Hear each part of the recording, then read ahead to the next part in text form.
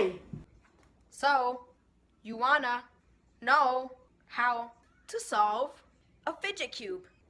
Well, that's easy. Or is it? No! Let's get started.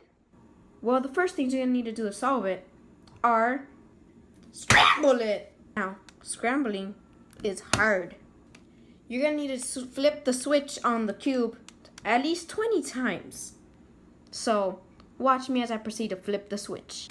1, 2, 3, 4, 5, 6, 7, 8, 9, 10, 11, 12, 13, 14, 15, 16, 17, 18, 19, 20. Now it's completely scrambled. Okay, now it's gonna take a really hard algorithm to solve this. You're gonna need it to go this way, and you're done. That easy. And that, my friend, is how you solve a fidget cube. Thanks for watching. Like and subscribe, and goodbye.